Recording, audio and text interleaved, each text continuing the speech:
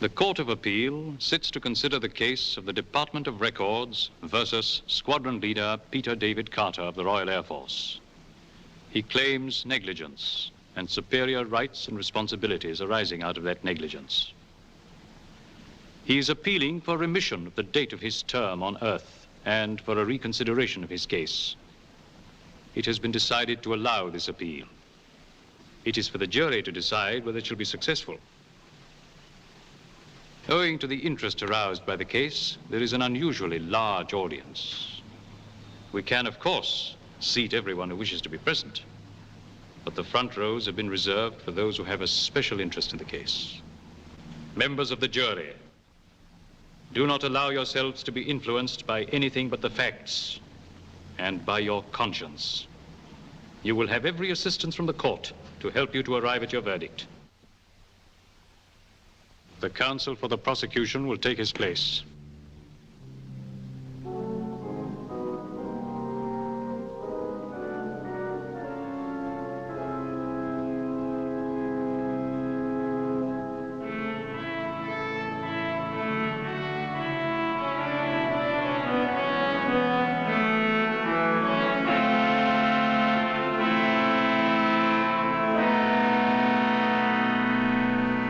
Counsel for the defense will take his place.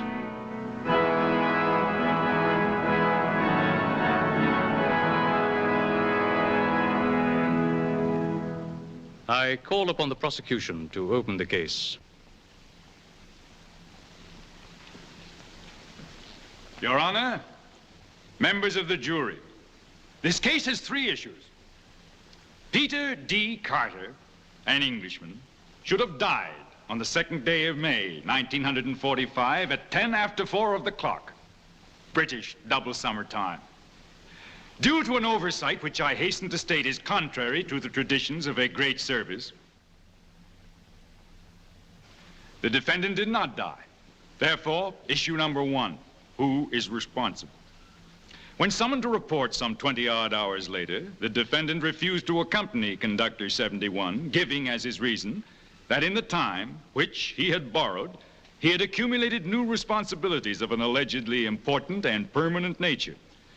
He claimed, in fact, that in these 20 hours, a young lady of good American stock had fallen in love with him. Therefore, issue number 2, are we to believe this?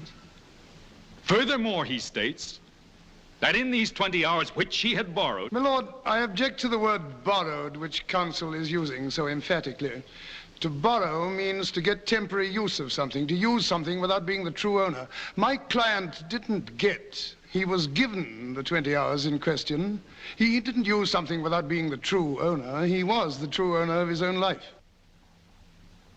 The next points are, is this young Englishman in love with this young lady of good American stock? And even more important is she in love with him?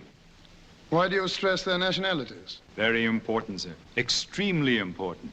Why? Because we are talking of love, sir. It can happen, you know, between an Englishman and an American girl. And, vice versa? Possibly. But what are these love affairs, Dr. Reeves? Men and women, thousands of miles away from home, away from the love they left behind. Minute sparks instead of scorching flames, fading, shabby wigs instead of the rich gold of a woman's hair. The love of the moment, Dr. Reeves. Do I call it love? Once in 1,000 times, perhaps. And how many end in lasting marriage? 1 in 10,000. My case, sir. That, sir, is for you to prove. When in the course of human events our men and women came to your country as your allies, it was not to become your prisoners. Sir, may I bring you up to date? We're living in the 20th century, not in the 18th. May I bring you up to date, sir? We are not alive at all. A point. And I am up to date, sir. I've been watching you English from upstairs, your wars, your politics, your busyness, from the tax on tea in 1766 to a certain report on England by 5 members of the United States Senate in 1944. The defendant has nothing to do with tea, nor senators. But other Englishmen had, sir. Is Peter D. Carter what you would call a good Englishman, sir? Yes, sir. Do you see this glass? Out of it, Benedict Arnold drank the health of King George III. Does it break because it is faulty or because it is glass? Can I tear this piece of paper because it is defective or because it is paper? We are all as God made us, sir. But our ancestors had a deal to do in the shaping us as well. I quite agree. The jury will please note that. My lord, may I ask where Mr. Fallon's grandfather was born? Your Honor, the question is irrelevant. Could it have been in England? You need not answer that question, Mr. Fallon. But I prefer to answer, Your Honor. My grandfather left England, sir, because he didn't like it. And Granddad would have liked it even less today. Listen. Well, here we are at Lord's. The Voice of England in 1945. Cricket.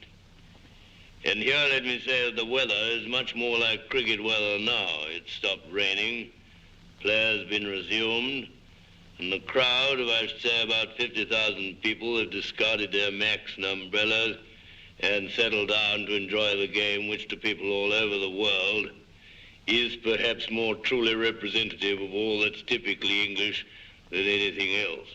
Do you admit that this is an English voice, sir? That was Wally Hammond, who played a delightful forcing shot off Miller.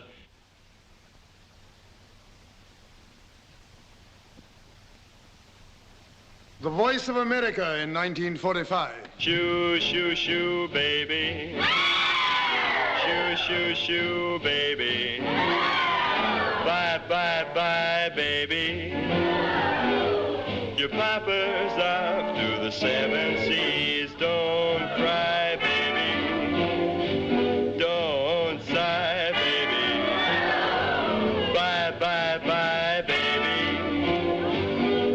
When I come back, live a life will be. I don't understand a word. Nor do I. Say goodbye this way. But for England, I'm ready to call John Donne, Dryden, Pope, Wordsworth and Coleridge, Shelley and Keats, Tennyson, Bridges. And Milton and Shakespeare. I concede your point. And you've already called Peter Carter. Is he a poet? He will be if you give him time. We are here to decide, that's it. I can't deny it.